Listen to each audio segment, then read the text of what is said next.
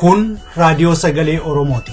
Raadiyoon sagalee Oromoo torbanitti guyyaa 3 wixata roobii fi sanbata galgala keessaa sa'a 7 hamma 7 walakkaatti kan isiniif darbu. Tamsaasni dambalii gabaabaa meetir baandii 16 yookaan kiiloo heerzii 17,850 fi karaa intarneetii oromovoice.org darbu kun amma jalqaba. Kun raadiyoo sagalee Oromooti. Akkam jirtu dhaggeeffattoota keenya kabajamoo. Kun sagantaa keenya Waxabajjii 8 bara 2015ti. Har'a Qophii Hundee fi Oromia Insight qabna. Qophii keenya Hundee keessatti Gaaffii Deebii Qopheessaa Fiilmii Oromoo Amaanaa Gammadoo Jamaal waliin taasifame kutaa tokkoffaa isiniif dhiyeessina. Qophii keenya Afaan Ingiliffaa Oromia Insight immoo yeroo isaa eeggatee dhiyaata. Hunda dura kan dhiyaatu oduudha. An kanan isin keessummeessu Ayyaantuu Dameeti. Amma oduudhaaf gara Dhaabasaattan isin dabarsa. Akkam oltan dhaggeeffattoota keenya oduu saati kanaaf qabnu sin dhageessisaa Dhaabasaa Waaqjiraati. Artistoota Oromoo aartii Oromoo guddisuu keessatti gahee olaanaa gumaachan yaadachuun hojii egereef bu'aa guddaa akka qabu ibsame. Barreessaaf qopheessaa fiilmii Oromoo kan ta'e Dargaggoo Gammadoo Jamaal Gaaffii Deebii raadiyoo sagalee Oromoo waliin godhe keessatti akka ibsetti artistoota Oromoo hojii dhalootitti boona waan hojjetaniif galata guddaa qabu. Yeroo uummanni Oromoo keessi isaa gaddiitti dhaga'amu sirba itti nu baasanii sirbaan nu bashannansiisanii yeroo ammoo hamileen keenya nu laafuuf ta'u sirba qabsootiin baasanii nu jajjabeessan isaan hedduu galatoomfachuu barbaada galata guddaa qaban. Artistoota Oromoo garuu aartii Oromoo irraa yaadan in arganne jedha artist Gammadoo Jamaal. Artistiin Oromoo kamiyyuu Oromoo irratti hin boonne. Oromoon garuu artistii irratti hin boone. Artistiin garuu ammoo Oromoo irratti yookiin aartii Oromoo irratti hin boo'e malee hin boonne akka fedhe isaatiin taaneef. Kanamaaf jettee yosin jedhu saba isaa jibbeetii miti kan boo'e. Sabni garuu aartii namicha aartii hojjetu saniin yeroo dhageeffatee sirba isaa dhageeffatee jedhee ittiin boona waan kenna jedhee jechuudha. Artistiin ammoo wanti hin boonneef wanti boo'eef maali waan baase tokko ittiin argan. Amma fakkeenyaaf yeroo artistoota keenya kan waggaa dheeraadhaaf hojjetanii maallaqa wayyaaneetiin gargaaraman imimmaantu na dhufu. Dhaggeeffattoota keenya Gaaffii Deebii kana kutaa tokkoffaasaa qophii keenya Hundee har'aa keessatti isiniif dhiyeessina. Dhukkuba busaa ganna waliin wal qabatee dhufuu ittisuuf hawaasti Oromoo bakka jirutti hirmaannaa isaa akka guddifatu dhaamame. Gabaasaan raadiyoo sagalee Oromoo biiroo eegumsa fayyaa Oromiyaa wabeeffate akka nuuf gabaasetti dhukkuba busaa hawaasa miidhuu danda'u dursanii ittisuuf yeroo ammaa dammaqiinsi kennamaa jira. Keessaayyuu bookee busaa yeroo gannaa baay'achuu malan to'achuuf yaaliin godhamaa akka jiru kan ibse gabaasaan keenya bookee busaa yeroo gannaa kana baay'achuu malan to'achuuf biirichi saaphanaa siree miliyoona 11 akka raabse gabaasaan keenya ibseera. Kana malees hawaasti bakka jirutti kuusaa bishaanii hormaata buseef baay'ee mijaataan gogsuudhaan akka hirmaannaa isaa gabbisuu fi nageenya fayyaasaa akka tifkatu dhaamamuusaa gabaasaan keenya addeesseera. Yuunivarsiitiin Saayinsii fi Teekinooloojii Adaamaa paarkii teekinooloojii ijaarsaa akka jiru beekame. Gabaasaan keenya Adaamaarraa akka gabaasetti akeekni ijaarsichaa barsiisonni fi barattoonni damee saayinsii fi teekinooloojii qorannoowwan milkaa'ataan akka gaggeessan gargaaruuf yaadameeti. Paarkiin kun ijaarsisaa birrii miliyoona 400 oliin akka ijaaramaa jiru beekameera. Pireezidaantiin ittaanaa yuunivarsiitichaa Dr. Lammii Guutaa akka ibsanitti paarkiin kun kan ijaaramaa jiru barattoonni ammumarraa eegalanii hubannaa dinagdee biyyaa keessatti gahee isaanii akka guddifatan taasisuufi. Pireezidaantiin Sudaan Kibbaa kaabinee isaanii haaraa beeksisan kaabineen isaanii haaraa kun immoo hojii eegaluudhaaf waadaa seenan. Akka odeessi BBC addeessetti pireezidaantiin Sudaan torban darbee uummata isaaniif waadaa seenan Omar Hassan Albashir kaabinee haaraa kan ministeerota 31 qabu muudan. Ittaanaa pireezidaantii kanaan duraa ka turan Ibrahim Gadamoon ministeera dhimma alaa akka ta'an beekameera. Kana malee Muhammad Zahid immoo ministeera boba'aa ta'uun muudamaniiru. Ministeera ittisaa biyyattii ta'uun kan muudaman immoo Mustafa Osman akka ta'e BBC'n dabalee addeesseera. Akkasumas pireezidaantichi bulchiisawwan Sudaan 18 bulchitoota akka muudan odeessi nu ga'e addeesseera. Oduun isaati kanaaf qabnu kanumaa qophii keenyaa fi waliin nagaan nu tura.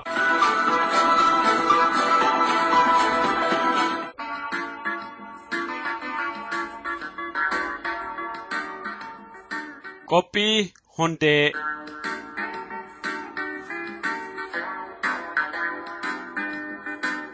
Ayya dhaggeeffattoota keenya kun torbaanitti sa'aatii kana kan isinii dhiyaatu qophii hundeeti. Qophii hundee har'aa keessatti keessummaa tokko isinii qabadhee dhiyaadhe. Keessummaan kun gara Awurooppaarraa gara Awustiraaliyaa kan dhufe. Mee innumti maqaa isaa nu ibsee eessatti akka dhalate eenyummaa isaa nuuf haa ibsu sana booda gaaffilee keenyatti fufna. Baga nagaan dhufte. Baga nagaan eeddan.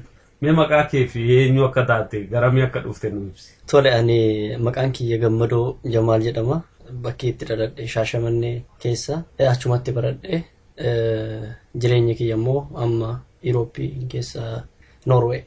Gammadaa maaltu Shaashamannee si baasee gola fiilmii si galche? Shaashamanneedha nagaasee gara fiilmii garagalche. Tokko akkuma Oromoon beeku cunqurfama adda addaa irratti rakkina uummata Oromoo irra gahaa jiru akkuma nama bira maatii kiyya irra ga'eeni. Gara biyya ollaatti deemee biyya ollaatti ammoo Irooppii seene biyya ollaatti ammoo eegasee Noorwee seeneen booda karaa fiilmiititti wanti seenuun kakkaase inni tokko aartii Oromoo karaan aartiin Oromoo guddachuu akka malu akkasumas dhaloonni amma jiru fiilmii afaan Oromoo daawwataa hin jiru akka gaariitti argataa hin jiru kan jedhurraan saba biraa hordofuudhaan aadaa saba biraa fudhachuudhaan karaa fiilmiitiin gahee guddaa waan qabuuf kanarraa ammoo aadaa safuu waan adda addaa qabnu waanuma kennaan uummata keenya tajaajila dheetuma karaa fiilmiitti xiyyeeffadha. Agammaa fiilmii meeqa hojjette? Walumaa galatti fiilmiin amma uummata bira gaheeru fiilmii sadii uummata bira gaheera. Uummanni daawwateera. Tokkoffaan Mijoo Haqaati, lammaffaan Amaanaa, sadaffaan Mr. Master Killer fiilmiin sun yeroo gabaabaa keessatti hojjetame haala qilleensa naannoo Oromiyaa irratti yookiin ammoo hatattamaan akka ga'u kan barbaannee fi yeroo san Mr. Master Killer waan warri wayyaaneen godhuuf barbaadde sanirra akka namni tokko ta'utti xiyyeeffannee hojjenna. Mee amma reediyoonnaa jedhamu oduu nama biraa guurreetu oduu sana otoo yaada keenyatti hin dabarsine waanuma jiru uummatatti dhiyeessina. Fiilmii wanti jedhamu maaltu maal ta'a fiilmii keessatti? Fiilmii keessatti maaltu maal taasif fakkaate hawaasatu akka daawwitiitti ganama yoo manaa baatu fuula kan kee laallattee qulqullina kan kee laallattee baata.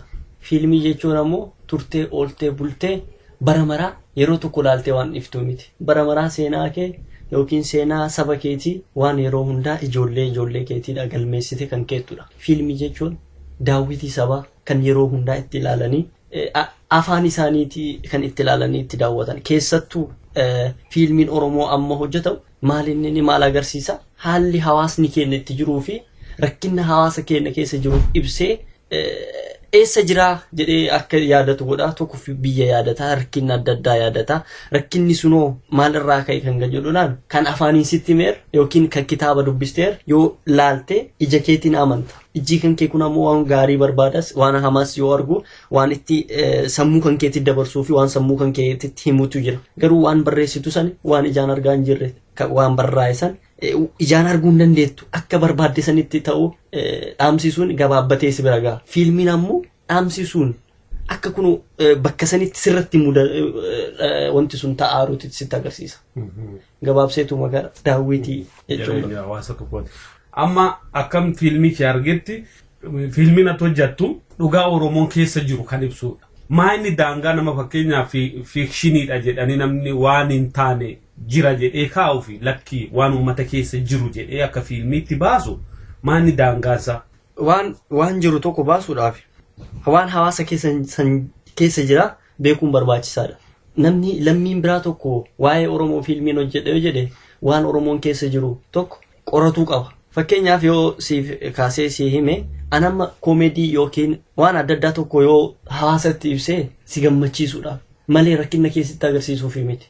Qabsoon keenya yookiin qabsoo uummanni Oromoo rakkinni uummanni Oromoo keessa jiru haala kamiin furamaa akka onnee kakaasu si godha. Qabsoon uummanni Oromoo godhu karaa fiilmiitti dedeebi'uun jechuudha. Gara fiikshinii yookiin ammoo waan hin jirre tokko faantaasii fayyadamanii inni hojjetanii inni akka itti bashannantu yookiin ammoo namni gabrummaa keessa jiru yeroo inni bashannanuyyuu baay'ee dhiqqaadha. Sammuun isaayyuu baay'ee dhiphataadha. Kanaaf waan hin jirre tokko saba keessa yoo fiddeeyyuu sabni nus irraan fudhatu ta'a. Keessattuu uummata Oromoo biratti amma uummata Oromoo bira kolfisiisuutu hin ta'in boochisuutu ulfaata. Bochisuuni baay'ee salphaadha. Maaliif hundumtu madaasaa qaba. Garuu kolfisiisuun ammoo rakkisaadha. Gaafa kolfitu ammoo gaafa bilisummaa argatte waan sabni kee irra jiru kana yookiin dheebuu bilisummaa san argite. Mee gara tiimii sagantaa keettoo deebine mijuu haqaa maaster kiilar amaanaa jettee kan qopheessite kuni ergaan isaanii tokko maan mijuun haqaa maan ergaan inni dhaamsi inni dabarsu amaanaan maan kan inni dabarsu. Mijuun haqaa maali dhaamsi inni guddaani rakkina nurratti gahaa jiru rakkina ammaa futuun ta'in boruufillee akka of eeggatuu qabnudha. Rakkinni nuti amma namni tokko lakkii rakkina nan galchu yoo jedhu maatiin sun yookiin maatii tokkorra rakkina maatii tokkorra ga'u boru akkasii ga'us hubachuu qabdu. Ollaanis ta'ee ilmee kan keetiinis ta'ee rakkinni hundumtu si ga'uu qaba. Uf ta'ummaa dhabudha. Kanas itti agarsiisa. Biyya yeroo bahan maal rakkina akkamii dabarsan rakkina akkamiitu uummata Oromoo irrattis ta'ee uummata biraattis nama rakkatee biyyaa ba'u maaltu irra gahaa.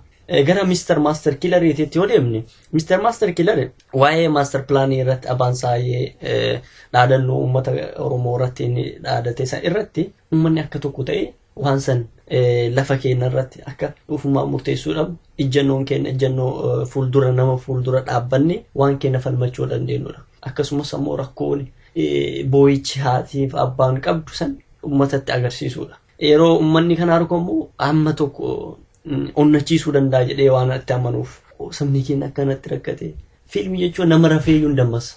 Kanaaf gara amaanaatti yoo deeme amaanaan waa'ee yaadannoo barattoota Oromoo irratti jedhee akkuma barattoonni uf dabarsanii nuuf kennan anis mee yaadannoo isaaniitiif haa ta'u jedhee fiilmii kana hojjedhe. Inni dogoggora uumamuu fi wantoota achi keessatti ta'an rakkina hawaasni keessa jiru dogoggora kana eenyutu uume maaltu maal ta'e irratti rakkina san akka daran waan san irraa akka of eegnuu fi akkasumas ammoo nuti nama dabarsinee kennuur walii dabarsinee kennu argita. Maaliif namni amma nu biratti kan yeroo hedduu baratameeru maal inni nama kan kee diinaa dabarsitee kennuudha. Achi irratti garuu nama kan kee diinaa dabarsitee maaltu akka dhalatu argita.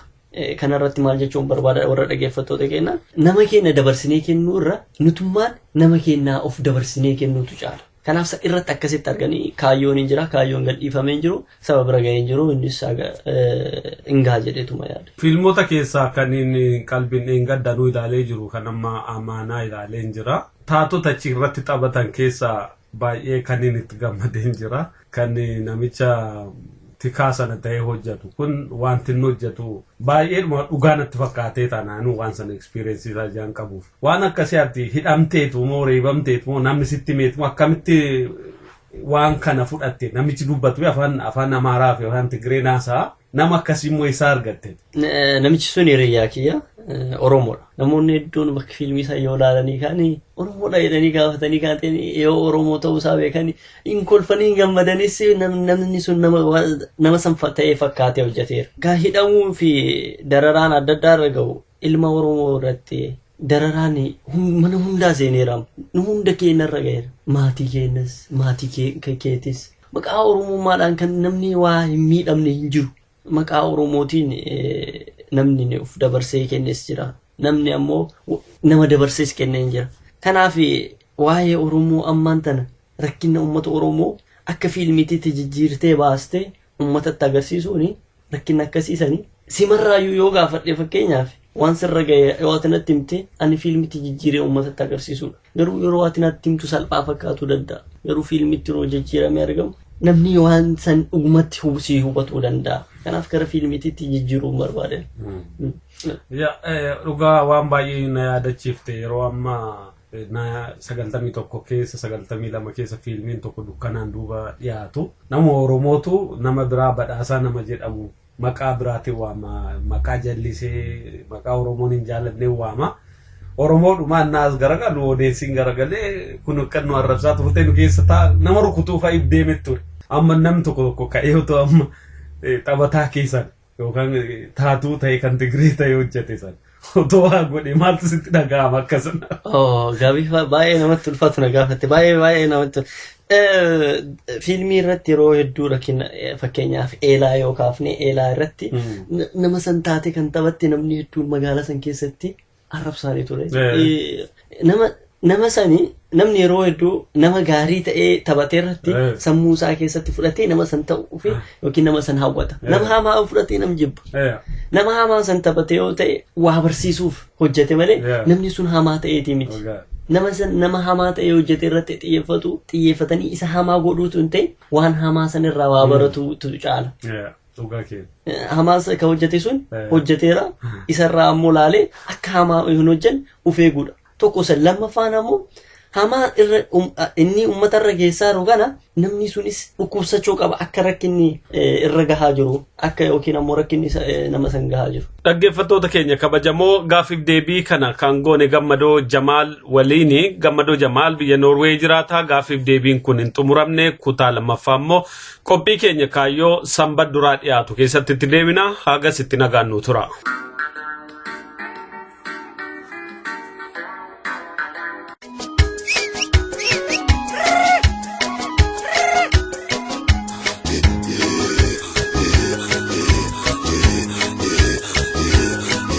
This is Oromo Voice Radio English program.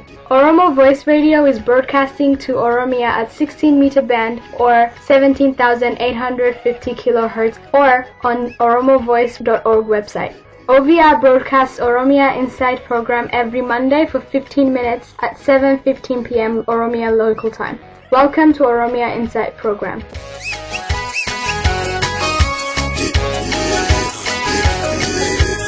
Welcome to Oromia Insight. My name is Ali Galato. I have a special guest today, our host, Soretti Kadir. Soretti, just to start with, for someone who actually don't know much about Soretti, who is Soretti?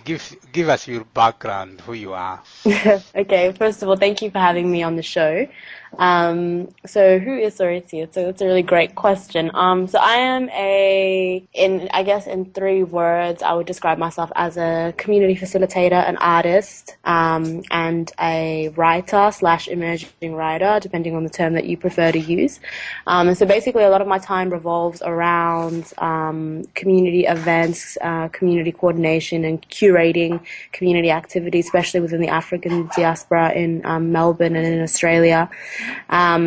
And when I'm not doing that, I'm a spoken word artist, so performance poetry is what I really love doing, and that's taken on quite a huge chunk of my time over the last couple of months, nearly a year type thing.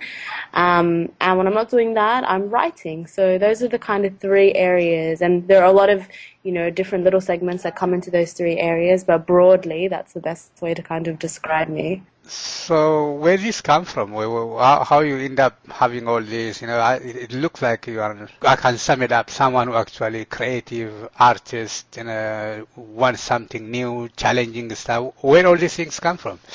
I guess having been around community for so long, like the first, way I was ever involved with community work was through the Oromo community in Melbourne. And that was at a really young age, like maybe 13 or 14. And so over the years, I guess when you're doing the same thing or you're working in the same line of work, you do look for ways to make it a lot more interesting. And I have personally tried to find ways where my contribution can be, something that hasn't kind of been explored before, or being able to bring something new to the table when it comes to community development is really important when we want to, if we want to talk about progression and stuff. So there are a multitude of reasons. It's more so I have decided this is the best way that I can be of use to my community because these are the best skills that I have. Being creative and so it's a whole multitude of things. So that actually takes you to university. At the moment you are studying art. Why you actually choose that path? Yeah. So I'm studying an arts degree, and arts means different things to different people in different parts of the world. Here an arts degree is more so like social science based, and so I'm majoring in international politics and sociology. The reason is because when I first went to university, I was very unsure about what I wanted to study, and an arts degree I knew was very social science based, and that was what I knew generally that I'd be interested in, so I went for that. And as the years have gone by, I've found myself drawn towards the politics side and the sociology side. Not necessarily because I want to be a politician or because I want to be a sociologist, but more so because these 2 fields or these 2 areas of thinking allow me to look at things from different perspectives in terms of my line of work, and so it's quite, even though it's theoretical and it's theory-based, I can make it practical in my day-to-day work, and so that's mainly why I lent towards those two majors. So where you are in the degree, are you finishing or you started off? Or? I have a very interesting relationship with university, I think is the best way to put it.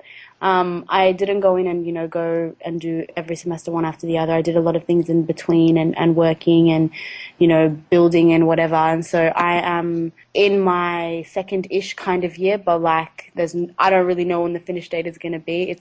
I'm just kind of taking it at my own pace and seeing how I go, because there are a lot of things I do outside of university as well. And I don't see university as being the central, most important, defining aspect of my life. I see it as something that could help me and could aid, what I already have. But for me, it's not like, university is a be-all and end-all. And so I'm just kind of taking it as I go. I've seen once you actually take part on Al Jazeera, the Oromo First thing. What was your involvement? How you get into that? And you ask a question or you make a comment, if I can remember? Yeah, it was a while ago, actually, now that I think about it. I think it was in 2013. So about 2 years ago. How did I get involved? I think somebody told me that they were looking for submissions or something, and they were going to be doing a show on that. And I was really interested in this whole concept of being Oromo first. And this is the first time that I had seen an issue that I saw to be really important to the family and community here in Australia take a global stage, a global platform. And so that was really exciting for me. And so I, was very keen to get involved. And so I think a couple of people sent submissions in, but I was really shocked when they did play mine, or when I found out that they did play mine. And I don't remember exactly what I said, but it was something along the lines of, what I tried to describe in the short time I had was the fact that a political system that is built on injustice, or a democratic system, or a so-called democratic system that is built on injustice and that capitalizes off injustice cannot stand forever. It was basically what I said. I don't remember exactly how I said it. Well, Oromo was second. Why it is all of a sudden it's Oromo first came? How does that really matter? I think because for a lot of people, the Oromo identity in the Ethiopian context was forced to be secondary to a more broad Ethiopian identity, and that can be problematic for people who don't actually wholly identify culturally or socially Ethiopian per se identity. And when you experience that kind of cultural suffocation or cultural marginalization, when you get the opportunity to really proclaim, what a particular identity means to you, you do that quite forcefully. And I think that was what was being done. People were forcefully saying and demanding that they were Oromo first, and there was nothing anybody could do to change that. And so I think it was quite a powerful statement. How can you summarize the relationship between Ethiopia and Oromo then? How can I? Okay, well, I'm not a political theorist yet, but I can give it my best shot. How can I? I think what from what I know and from what I understand and from what I've learned both through the lived experiences that have been told to me by the community that I have in Melbourne, the Oromo community across the world, and also just from from my own understanding and research, the relationship is that Oromo people want some form of recognition or some form of self-determination, whether that takes the form of an independent country or, equal or representation in government, is undecided. And I'm not, going to talk about which is better because I don't know. But I think the question now is Oromo people wants to have a conversation and want to sit at the table with their government and with people that represent them and speak openly and honestly. And at the moment, for a long time, actually not at the moment, that hasn't been a possibility. And so I think now, especially with a lot of young people and a lot of the movements that are taking force in the country and also in the diaspora, this need to speak is becoming more and more apparent. And so, the relationship between Ethiopia and Oromo people, I think, can be described in a lot of ways. But I think it's that's still developing its own foundations, or at least in today's context.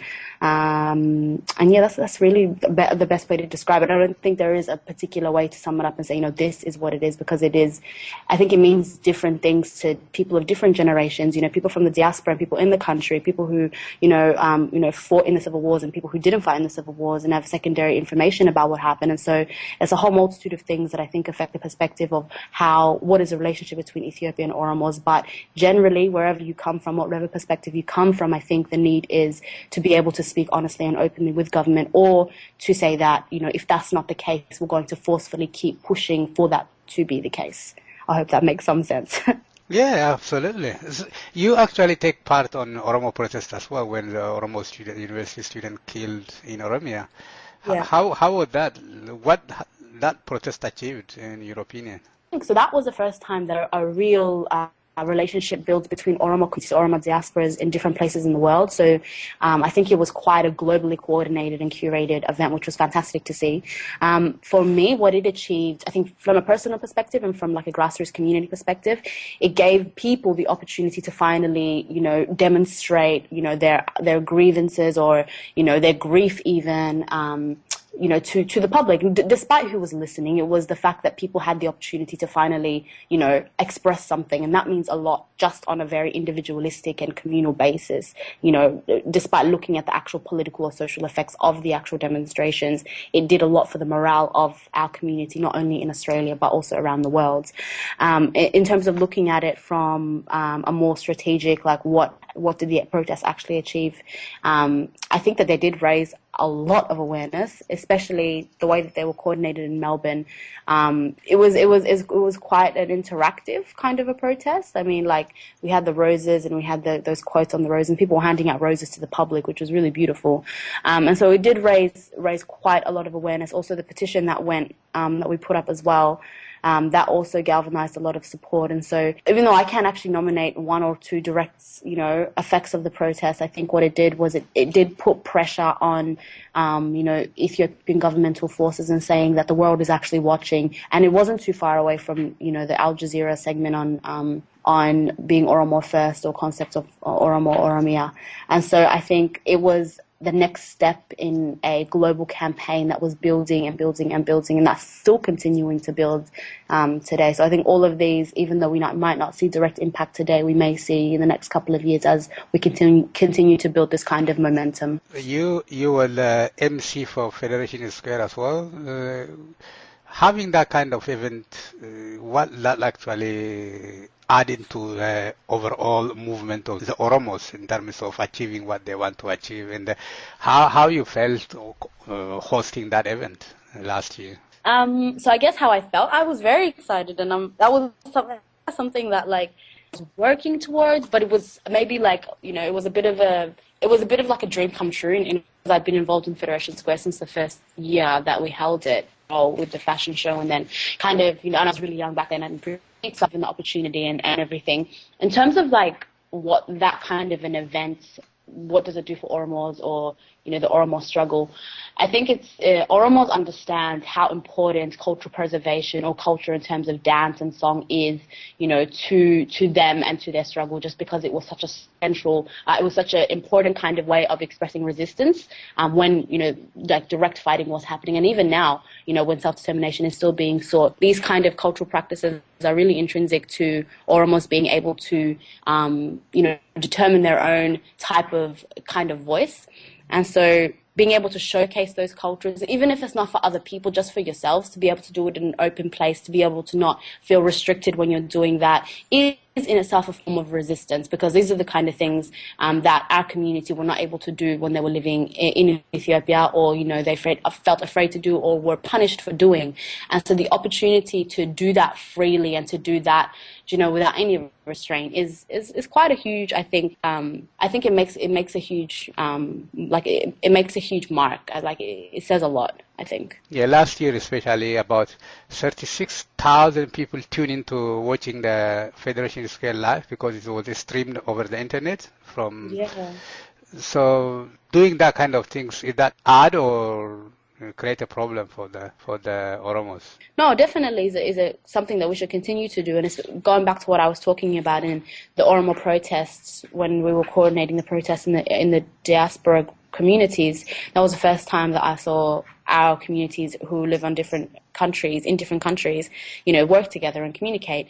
And so that builds power. And so doing things like streaming Federation Square, which is already renowned amongst Oromo communities around the world as being quite like a momentous occasion, and people know that Federation Square is always huge in Melbourne, and so them getting the opportunity to almost indirectly participate in that is a really huge success on, I guess, the festival's behalf and how far the festival has gone, and almost the fact that it's become tradition amongst Oromos, not just in Melbourne, but like around the world. And for them to be able to see that is, I think, fantastic. This interview will continue next week.